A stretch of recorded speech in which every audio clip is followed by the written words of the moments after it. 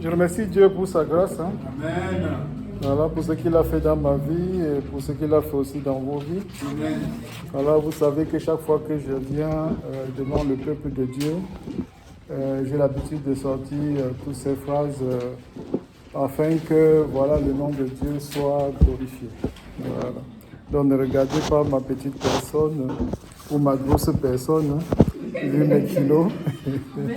Regardez plutôt ce qui va sortir et comment Dieu va essayer de nous parler aujourd'hui. Voilà. Ça me fait vraiment plaisir ce matin d'être avec vous pour parler du vin. Voilà. Et je ne suis pas venu aussi les mains vides comme chaque fois. Voilà. Cette fois-ci, j'ai pensé à vous et je me suis dit qu'un bon vin, c'est ce qui accompagne un bon repas. En fait, voilà. Donc, si je vous disais que quand je préparais cette prédication, j'étais assis devant un bon porc, un bon porc, grillade de porc, accompagné de mon petit vin, est-ce que ça vous choquerait? Non. Voilà. Donc, monsieur le frère, je vous ai laissé les livres de recettes pour nos mamans. Voilà, c'est pas pour mettre dans la bibliothèque, c'est pour que les mamans puissent les amener à la maison. Voilà. Et je pense qu'il y a une recette de coq au vin. Ouais. Une recette de coq au vin. Voilà. Tout à l'heure, quand je venais, j'étais dans le train. Il y avait une petite maman, je pense qu'elle savait faire la cuisine. Elle savait utiliser vraiment les recettes. Et j'entendais dire à certains moments, oui, ils ont dit qu'il faut mettre 300 grammes de sucre. Ça fait beaucoup. Quand on dit de mettre 300 grammes, ça veut dire qu'il faut mettre 200. Après, une autre conversation, oui, ils disent de mettre, je ne sais pas, 400 grammes de farine. Je pense que je vais affiner un peu, je vais mettre 200 grammes de farine et je vais ajouter, compléter un peu avec la maïzena et tout ça.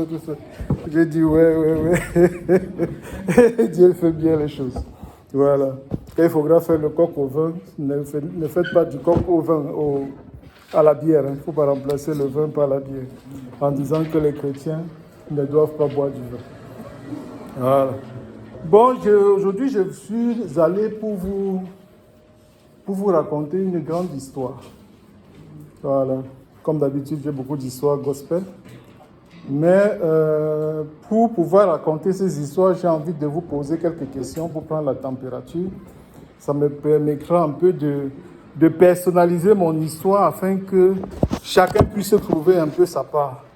Voilà. Si je vous demandais c'est quoi le vin, qu'est-ce que vous me donnerez comme réponse? C'est une macération de raisin. C'est pour ça qu'on a C'est quoi? C'est une macération. Oui, il y a un frère qui a levé la main. Moi, c'est un apéritif. Ah. À base de fruits de la vie. Et le bangui, c'est le vin? Non, c'est pas Mais pourquoi vous appelez ça le vin de palme?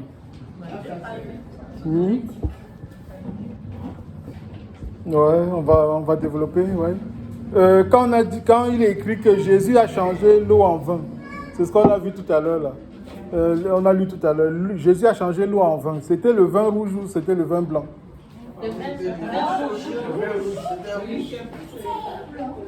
Comment vous faites pour savoir que c'était le vin rouge? Parce que le rouge, on le voit plus dans ce genre de pas que le blanc. Une autre réponse? À l'époque, je ne pense pas qu'ils connaissaient le vin blanc. C'est naturellement que le raisin il est rouge, donc c'est avec ça. Non, je prends la température, Oui. Parce que par la suite, c'est devenu le sang de Jésus. Je me dis, sans trop réfléchir, que c'est du vin rouge. Je me rends béni. Je vois beaucoup de participations intéressantes. Quand on parle de l'ivresse, ne soyez pas ivres. Pardon, non. Ça peut être le vin de la vie aussi, non? Oui, j'accepte votre question. On va développer après. Tout à l'heure, j'ai parlé de bangui. Vous savez ce que c'est le bangui? Oui. Quand on parle de l'ivresse, on dit faites tout pour ne pas être ivre, en fait. Faites tout pour ne pas être ivre. Comment on contrôle ça? Comment on contrôle? Je ne sais pas si vous êtes arrivé à boire jusqu'à être ivre. Comment ça se manifeste l'ivresse? Oui. C'est déjà arrivé. la limite de ce que tu consommes d'habitude. Oui, mais cette limite-là, tu la vois comment? Tu es débordé.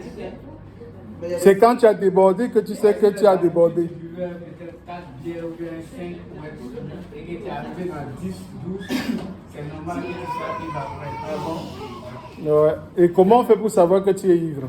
Ça dépend de ton décalage. Moi, je dis, il y a des signes. Oui. En fait, ton corps commence à réagir autrement. Oui. C'est des signes, en fait. Oui.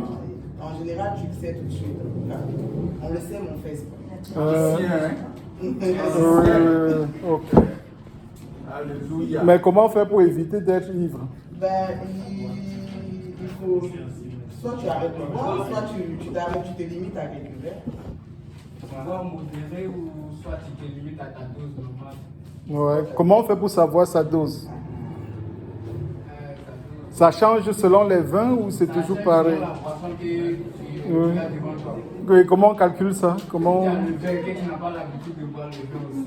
Je vois que la sœur Vanessa a dit quand ton corps commence à réagir, te donne des signes que là, tu es en train d'être ivre. C'est ça. Donc, si tu comprends ton corps, tu vas essayer de t'arrêter. Ok, c'était intéressant. Bon, permettez que j'ouvre mon cahier pour vous raconter mon histoire. Dans la première communauté où je me suis rendu après avoir accepté Jésus, j'avais constaté que personne ne buvait en fait. Et on m'a fait comprendre par la tradition orale qu'il ne fallait pas boire du vin. Voilà, c'était acté comme ça. Et débutant dans la foi chrétienne, moi j'étais d'accord en fait. Je me disais, ok, c'est bien. Nous, on ne connaissait pas trop la Bible à l'époque. Et la manière dont nous, on abordait la Bible, je peux vous dire que je ne pourrais pas conseiller ça, cette manière à des nouvelles personnes qui arrivent en Jésus. Voilà. Juste une petite parenthèse. Aujourd'hui, je demande à mes collègues nouveaux dans la foi de choisir un évangile. C'est ça? Comme Matthieu, voilà. Et de choisir aussi Jean. De lire par exemple Matthieu et Jean au niveau de l'évangile et ensuite de passer directement aux actes des apôtres. Alors qu'à l'époque, quand nous on était petits nouveaux dans l'église chrétienne évangélique, on a commencé par la Genèse. Parfois ça nous décourageait. On lisait un peu à droite, à gauche, parfois un peu de découragement qui nous prenait, mais on essayait d'insister. Ce n'était qu'une seule parenthèse parce qu'il faut que je revienne sur l'histoire du vin pour vous expliquer. Moi, j'étais d'accord, voilà, à mon âme et conscience, pas selon la Bible, hein, à mon âme et conscience, j'étais d'accord qu'il ne faut pas boire. Pourquoi? Parce que je me disais, je sors du monde, je viens à la vie chrétienne, je veux éviter tout ce qu'il y a à l'extérieur. Et de l'extérieur, je voyais plutôt, j'allais dire, les ravages du vin. J'ai connu les ravages du vin et j'ai vu des utilisations du vin qui n'étaient pas, j'allais dire, absolument pas catholiques. Comme utilisation du vin, j'avais horreur des libations, j'avais horreur des sacrifices. Je ne sais pas si vous savez ce que c'est les libations. Quand les gens au village, ils prennent le vin, voilà quoi, ils versent un peu sur le sol pour faire des petits machins. Et c'était un peu, j'allais dire, énervant pour moi dans ma région d'où je viens, que l'on se retrouve, je dirais, dans la case où il y a les mannes des ancêtres, où il y a les crânes des ancêtres. Et que, voilà quoi, on te présente un petit morceau de viande et quand tu dois boire, il faut à tout prix que tu nourrisses aussi les esprits, voilà, des ancêtres. Et ça, j'avais véritablement horreur de ça. Ce qui fait que quand on m'a dit, ok, tu dis que tu es évangélique, on ne boit pas ici, je dis, ok, on ne boit pas. J'ai assisté il y a quelques mois, j'ai même encore la vidéo qui est dans mon téléphone, une utilisation de la boisson du vin qui m'a un peu assommé. On m'annonçait la pose d'une dernière tôle. On a conçu une maison, on a commencé à tourner. Et ils ont calculé que le jour où on allait mettre la tôle, le propriétaire de la maison serait là. Et quand le propriétaire est arrivé et qu'ils ont placé la dernière tôle, ils ont pris du vin, ils ont versé sur la dernière tôle, ils ont recueilli dans le verre et ils ont donné au propriétaire de la tôle, le propriétaire de la maison. Je suis resté comme ça, j'ai dit,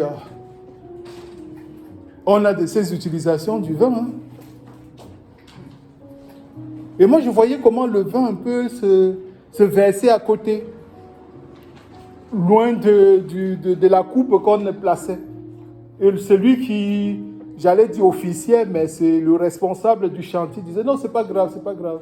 Le plus important, c'est ce qui va un peu entrer dans la coupe et que le propriétaire de la maison va boire. Ça m'a rappelé des souvenirs. J'ai connu les ravages du vin parce que j'ai eu un tuteur qui était dans l'alcool.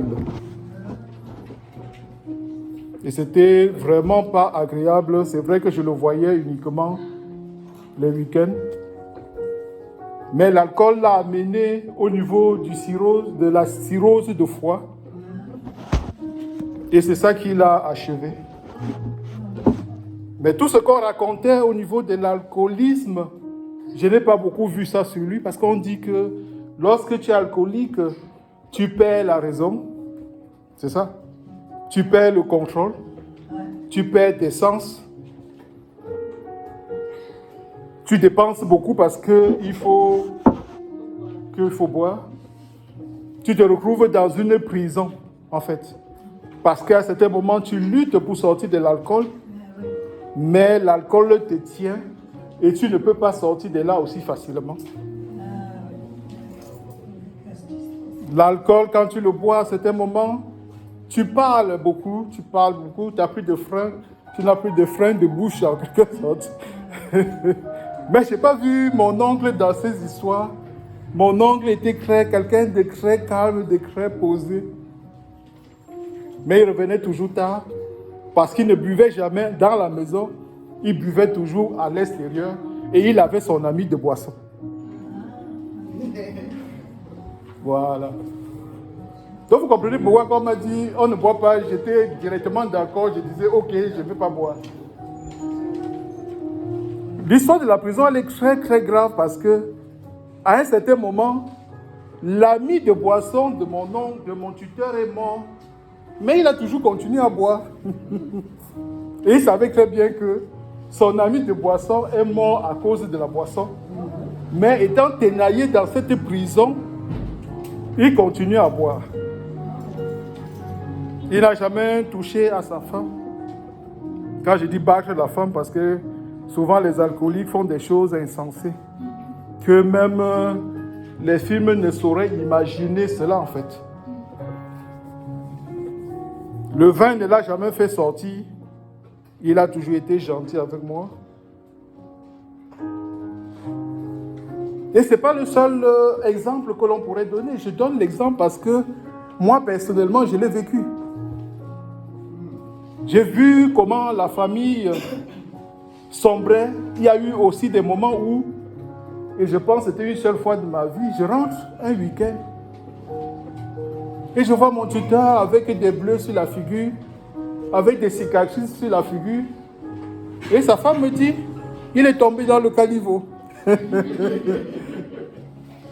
Du coup, dans ma tête, dans mon esprit, chaque fois qu'on parle de vin, moi je pense au caniveau. Et c'est tout à fait normal, je vous avais aussi raconté que j'ai été SDF pendant un certain temps. J'ai vu les ravages du vin. Le vin donnait l'espoir à certaines personnes de la rue. Le vin leur donnait une certaine liberté, une certaine force du je m'en fous. Et la Bible aussi raconte pas mal de choses lorsqu'on descend et qu'on se met dans l'histoire de Noé. Comment Noé avait bu. On raconte plein d'histoires après ça. Et on invente aussi plein d'histoires avec ça.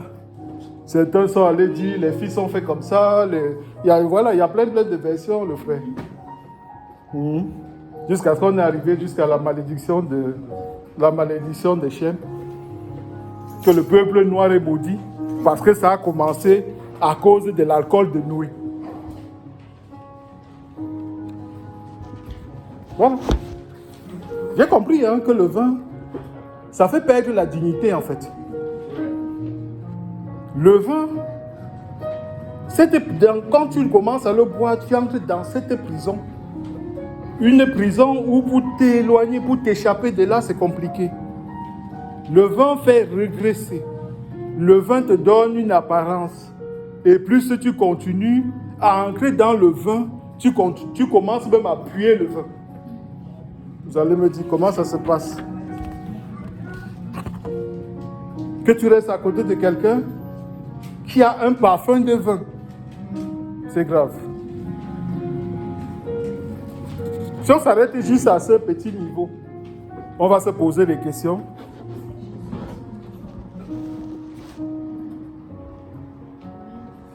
On va dire la science, la culture veut nous aider à sortir du vin. Mais est-ce que c'est vrai? Je développe, parce que je vais entrer dans la partie chrétienne aussi. On écrit, l'abus de l'alcool, c'est ça, est dangereux. Mais c'est l'abus de l'alcool, c'est pas l'abus du vin. Il faut bien voir la nuance. Quelque part, on dit, surtout ne dépassez pas 2 verres par jour. À un autre moment, on écrit, on dit, on conseille même à certaines personnes de boire. Comment est-ce qu'on peut se concrétiser? Il y a d'autres qui disent que non, bois quand même de temps en temps parce que ça fait bien, ça fait bien du bien au corps. Et l'autre qui dit que non, ne bois pas et ne dépasse pas 2 verres. Et l'autre dit oui, que tu as conduit, souffle dans ce truc, on va voir quel est ton degré. Vous connaissez le truc où on souffle là? Il y a des gens qui se sont eux-mêmes dit que ils avaient tellement bu dans leur vie qu'il fallait qu'ils sortent de là. Bon, une histoire intéressante. Hein? Ils ont dit, bon, je vais activer ma volonté. Voilà. Je vais jouer, comme disent les Ivoiriens, le guntet. Quand je serai devant le vin, je dis, vin, je ne te bois pas aujourd'hui. Vin, je ne te bois pas aujourd'hui. Mais est-ce que c'est possible? Les Français eux-mêmes disent que jouer au zinzin devant le vin, ça ne sert à rien parce que c'est intéressant de jouer pendant 30 jours devant le vin. Parce qu'il faut qu'on développe une habitude. Hein? Il y a beaucoup d'étudiants ici. On développe une habitude en le faisant pendant 30 jours. Donc si tu te mets devant le vin, tu regardes le vin et le vin te regarde pendant 30 jours et que tu ne cèdes pas, peut-être que tu auras développé une habitude, je ne sais pas. Moi, je sais juste que la friction, habituellement, ça ne sert pas à grand-chose. Il y a d'autres qui disent, j'ai tellement bu le vin, maintenant je vais boire autre chose. Je vais boire le jus. Je vais boire le jus. Mais nous, comme ça, qui sommes un peu, j'allais dire, qui sommes chrétiens et qu'on a une certaine vision. J'ai entendu parler tout à l'heure de l'évangélisation. Et ça m'a rappelé quelque chose qu'on évangélise aussi les saoulants en leur disant, viens voir Jésus, viens à Jésus. Et Jésus va t'enlever l'alcool. Voilà. C'est pas ça, c'est pas ce que vous dites. Et voilà, viens à Jésus, Jésus va t'enlever l'alcool. Mais je vais vous raconter dans la suite de mon histoire ce qui m'a choqué. J'ai changé l'église et je suis allé dans la deuxième église. Ouais. C'est vrai, à l'époque, j'étais beaucoup nomade. J'étais beaucoup nomade. J'entre dans la deuxième communauté. À midi, le pasteur m'invite, comme il invitait certaines personnes qui étaient là. On était nombreux, on s'assied à table avec le pasteur. Et le pasteur, il buvait. Il prenait son petit vin, avec son petit riz sauté, machin, au milieu de nous. Le premier jour, ça m'a choqué. J'ai dit, mais comment j'étais de l'autre côté? On disait qu'il ne faut pas boire.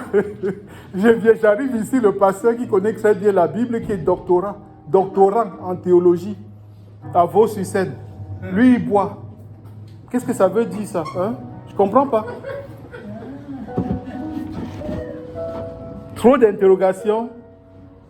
Certains frères me disent, est-ce que tu connais vraiment ce que la Bible dit au sujet de la boisson?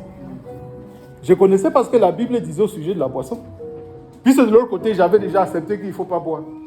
Et c'est le pasteur français, de surcroît, si c'était un noir, j'allais dire, ah oui, ce pasteur africain là, il fait des bêtises. Voilà, j'allais peut-être pas me parler trop chercher ce qu'il y avait dans la Bible. Mais comme c'était quelqu'un, ou un autochtone en quelque sorte, et qui buvait son vin parmi nous, je suis allé fouiller aussi. Et j'ai compris qu'il n'y avait qu'une seule chose qui a été dite dans l'histoire et que je peux résumer, c'est ce que vous avez vu ici. Bon, tu peux boire, mais il ne faut pas saouler. Voilà. On a le droit de boire, on peut boire, mais on n'a pas le droit de saouler. Et quand quelqu'un entend ça, il va dire que oui, quand c'est comme ça, c'est que Paul était contre le vin. Paul n'a jamais été contre le vin. Paul a été contre l'ivresse. Et c'est important de le dire, puisque tout à l'heure j'ai dit, on va dire au soula, viens à l'église parce que Dieu va te sortir de l'alcool.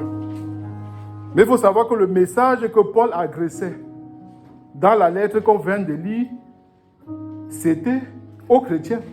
C'était pas aux païens. Voilà. Et au début, c'est choquant parce que on n'arrive pas à comprendre qu'il y a vraiment des chrétiens sous là, quoi. C'est ça. Qu'à l'époque de Paul, il y avait des chrétiens sous là. Ah oui? Et quelqu'un qui cogite, il va dire, mais ces chrétiens sous là, ils buvaient où? C'est ça la première question qu'il faut se poser. Ils buvaient à quel moment? Quand vous lisez les paroles de la Bible, ça vous dépasse. Ça vous dépasse. Ce qui se passe en fait, c'est que au milieu des chrétiens à l'époque, lorsqu'ils se réunissaient, ils faisaient toujours des petits repas communautaires. Voilà, on ne le fait plus. Mais il y a quelques années, hein, monsieur le frère, tu dis si je me crois. Quand on se réunissait, de l'autre côté là, on avait toujours notre petit repas à la fin. Voilà, et c'était même des occasions, j'allais dire de motivation. Je ne dis pas qu'il faut recommencer, hein, mais je souhaite qu'on recommence.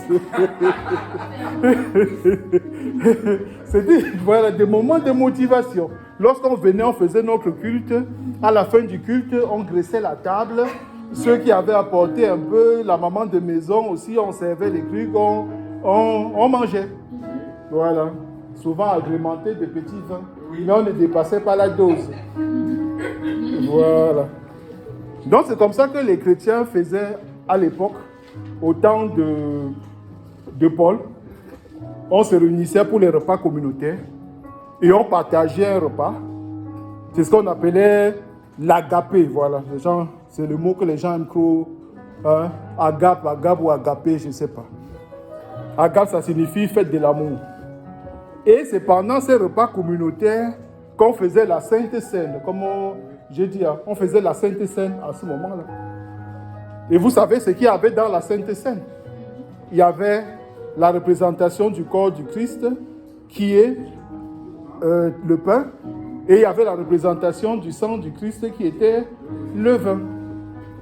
Mais c'était autour d'une table, d'abord avec toutes les nourritures, dont on mangeait. Après, on prenait un bout de temps au milieu du repas communautaire, on faisait la scène.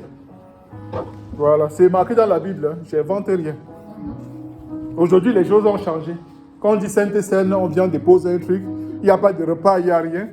Et voilà, il n'y a rien, on s'assoit, on mange. Mais c'était des occasions aussi que certains chrétiens ont transformé en situation de déshonneur, en fait. Voilà, parce qu'il y avait, je n'ai pas dit qu'il y avait des chrétiens tordus à l'époque. Bref, le désir de la chair, voilà, le désir, je vais appeler ça comme ça. Le désir de la chair faisait que certains arrivaient tôt. Hein? Certains chrétiens arrivaient tôt, pas comme... je n'ai pas fait l'analogie pour dire que les gens arrivent en retard. Peut-être que si on mettait la nourriture, ça changerait, les gens arriveraient toujours tôt pour pouvoir bien manger. Donc le désir de la chair faisait que dans les repas communautaires, il y en avait qui venaient tôt, qui mangeaient, on mangeait en désordre. Certains finissaient les repas, certains mangeaient beaucoup, d'autres venaient, ils n'avaient pas de nourriture. Et non seulement on mangeait, mais aussi on buvait. Donc il y en avait qui buvaient au-delà de ce qu'ils pouvaient encaisser. Voilà, vous avez compris, il y a quelqu'un qui a parlé du niveau voilà. Ils buvaient, peut-être qu'ils étaient censés boire 2 verres de vin ou 1 verre de vin, mais comme il y avait toujours du vin sur la table, parce qu'il y a des gens comme ça qui font comme des enfants. Tant qu'il y a à boire, voilà, tant qu'il y a à boire, ils boivent.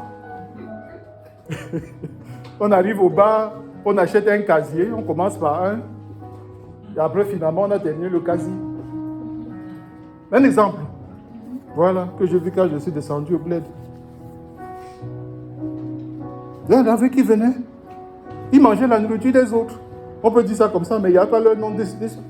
Mais lorsqu'on est dans cet esprit de partage, tu manges ce qui te correspond en quelque sorte. Après tu te dis, ah, mon frère peut-être il faudrait aussi que mon frère mange. Mais ce n'était pas cette vision de certains chrétiens à cette époque-là. C'est pour ça que Paul a dit à un moment, ne vous enivrez pas de vin. Si chacun buvait sa quantité qu'il devait boire, on ne devait pas arriver au niveau de l'ivresse. Je ne sais pas si vous comprenez un peu le décor. Voilà.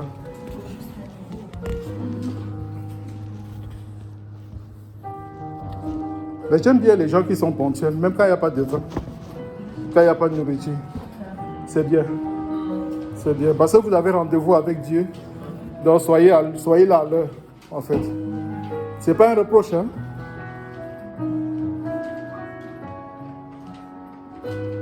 Donc, Paul présente sa solution pour régler le problème. Et dans cette solution, il ne pouvait pas venir interdire le vin. Parce que je me suis posé la question. Si les gens se livraient, le moyen le plus simple, c'était de dire on ne boit plus.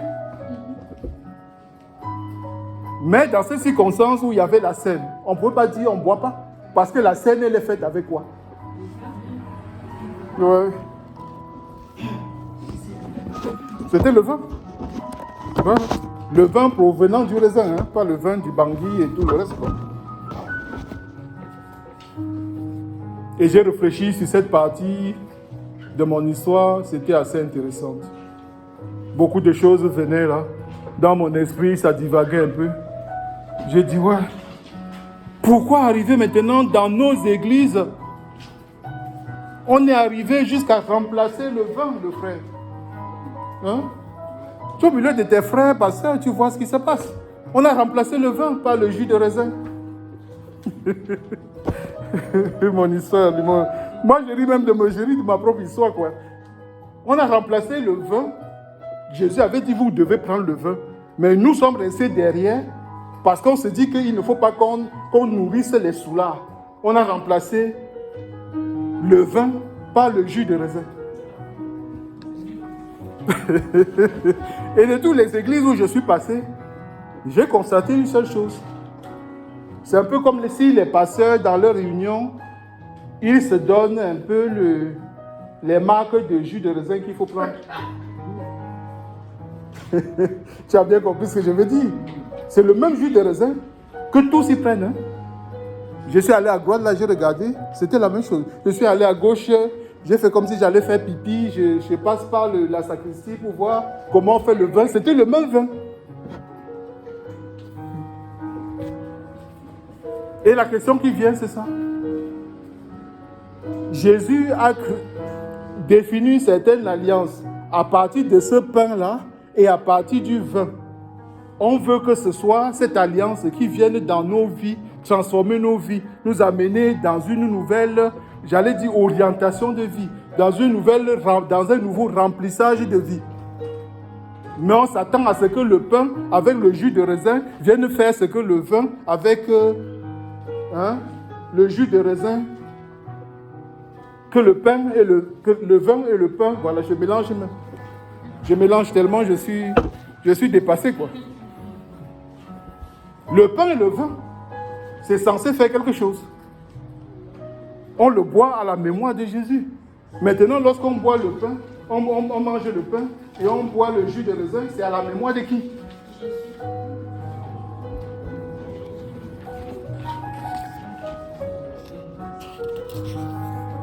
On ne reproduit plus la scène, en fait. C'est ce que moi j'ai dit. Hein? Peut-être que ceux qui ont décidé qu'on devait enlever le vin pour mettre d'autres choses, parce qu'il ne faut pas que les gens viennent, ceux qui ont des tendances de trop boire, qui soient amenés au-delà de la boisson de l'église pour boire d'autres choses. Je ne sais pas. Je me pose ces questions. Et je suis allé très loin.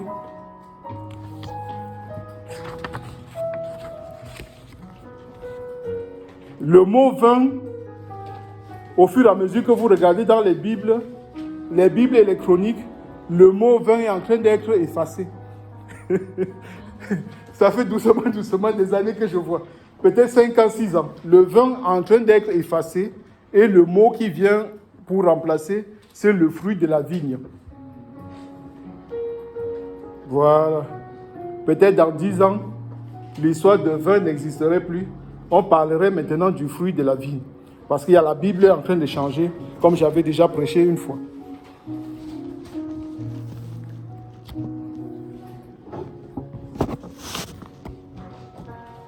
Ne diabolisons pas le vin. Parce que beaucoup viennent et vont accuser le vin. Mais est-ce que le problème, c'est le vin? Vous avez bien répondu aux questions tout à l'heure. Le problème n'a jamais été le vin. Le problème a toujours été l'usage qu'on en faisait du vin. Voilà. Et je ne sais pas si, au temps de Paul, ceux qui atteignaient, je disais, l'ivresse, se rendaient compte que c'est à cause du vin que les autres auraient pu boire qui les faisait saouler. Hein? Je me pose des questions. Parce que si chacun avait bu sa dose, on ne serait pas arrivé là. Le vin est un symbole de fête. Le vin est un symbole de miracle. Le vin est un symbole de joie. Et j'ai même lu quelque part dans un psaume, le psaume 104, versets 14 à 15, qui disait que le vin est un don de Dieu pour réjouir le cœur des humains.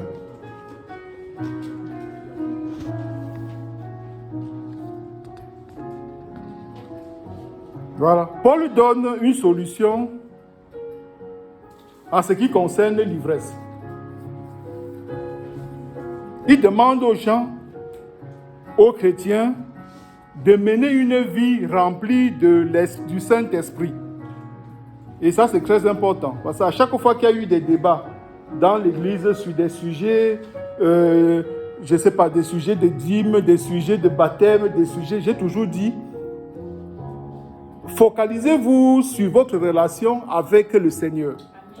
Parce que quand tu te focalises sur la relation avec le Seigneur et que tu te remplis du Saint-Esprit, tu es à même de savoir quelle est la bonne orientation des choses.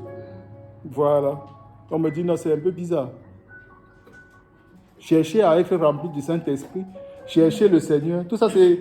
Les gens trouvent que c'est trop dur. Et ils préfèrent qu'on leur dise. Hein? C'est plus simple, non? Dis-moi ce que je dois faire. Et c'est pas comme ça. À partir de ta relation avec le Seigneur, si tu n'es pas dans le chemin, tu sauras que tu n'es pas dans le chemin. Même si tu es désobéissant, tu sauras que tu n'es pas dans le chemin. Et j'aime bien cette histoire de chercher le remplissage du Saint-Esprit. Et j'en ai beaucoup parlé dans les dernières prédications. J'ai dit, quand tu as fait ton baptême, parce que c'est comme ça que ça se passait à l'époque, au temps de Jésus, ou l'après Jésus, quand Paul, voilà, au temps des disciples. Les premiers chrétiens cherchaient d'abord le baptême. Voilà. Le baptême témoignait, j'allais dire, ton appartenance à la vie chrétienne, ça montrait publiquement. Et c'était aussi un baptême, j'allais dire, de rédemption, où tu reconnaissais ta vieille nature et tout ça, et ta volonté de suivre le Seigneur. C'est ce que j'ai toujours dit. Et après, j'ai dit, et c'est ce que les évangélisations que nous faisons n'aboutissent pas forcément à quelque chose. Parce qu'après le baptême, moi je demande toujours aux gens, maintenant cherche le baptême du Saint-Esprit. Parce que c'est ce qui se passait au temps de Jésus. Au temps des disciples.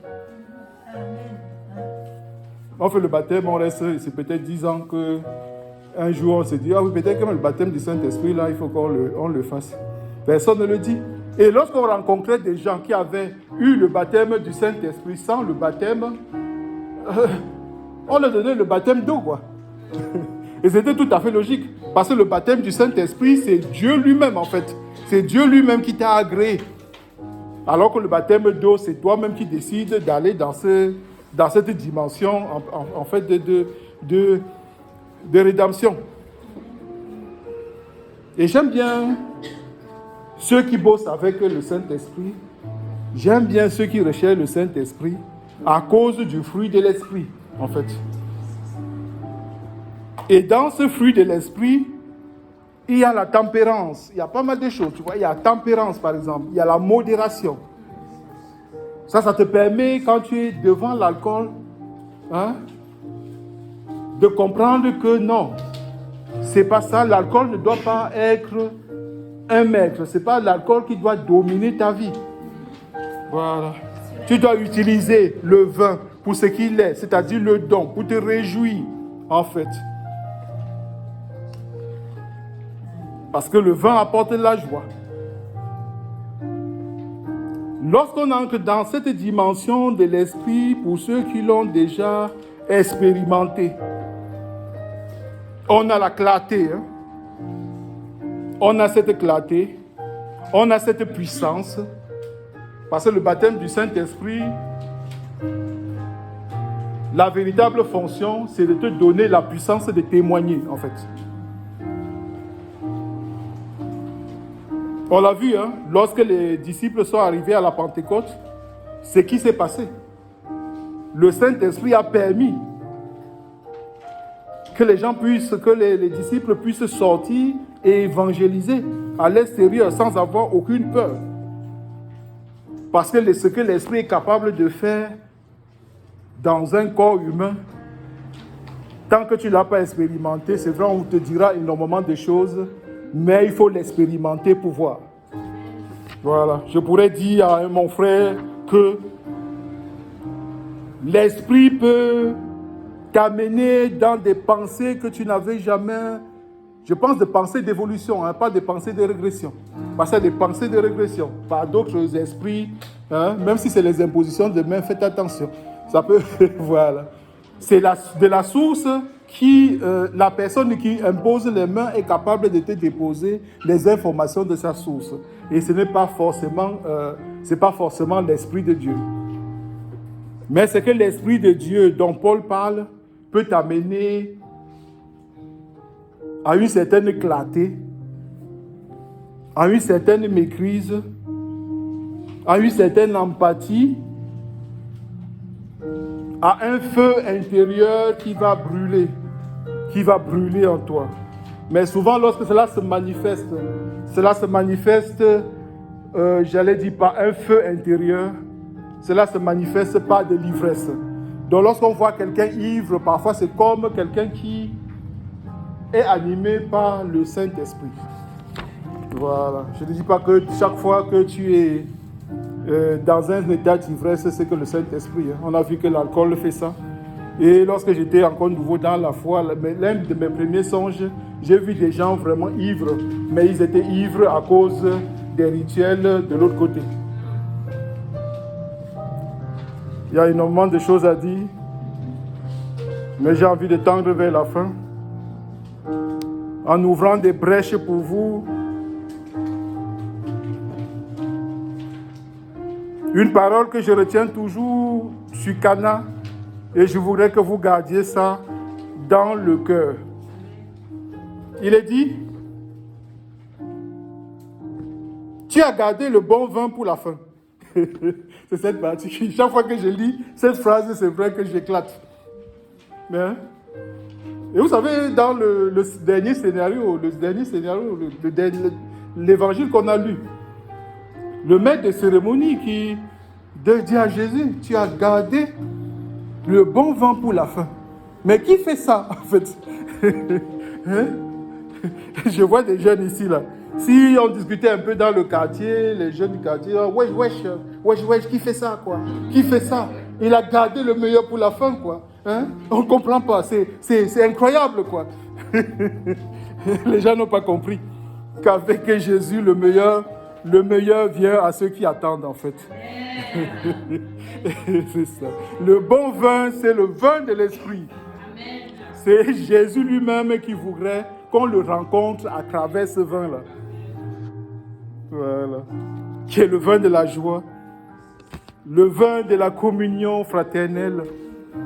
Un vin de louange, un vin qui apporte la clarté. Le vin de l'alliance. Et chaque fois qu'on voit vin, on voit aussi le sang de Jésus-Christ.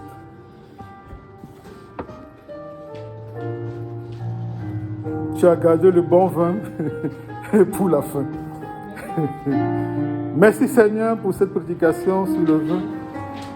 Merci pour l'histoire inspirée, Père. À travers cela, tu es venu, Seigneur, nous faire comprendre que le vin n'était pas interdit, que le problème n'a jamais été le vin, mais que le problème est l'utilisation que les gens en faisaient du vin. Viens Seigneur, à travers ce message, nous ouvrir l'esprit afin que nous faisions attention Seigneur à tous les symboles que nous recevons dans l'Église.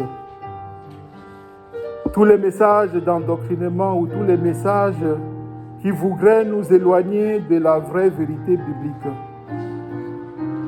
Père éternel Tout-Puissant, merci parce que tu nous as réconfortés dans nos positions et pour ceux qui étaient complètement perdus dans cette histoire de vin, je sais qu'aujourd'hui, Seigneur, tu leur donnes la possibilité d'être amenés dans cette compréhension et en un usage raisonné et un usage conduit par le Saint-Esprit afin que, comme ta parole dit, il ne faudrait pas qu'après avoir éloigné certains enfants, je dirais, de la servitude, qui viennent encore se mettre sous le joug de l'alcool.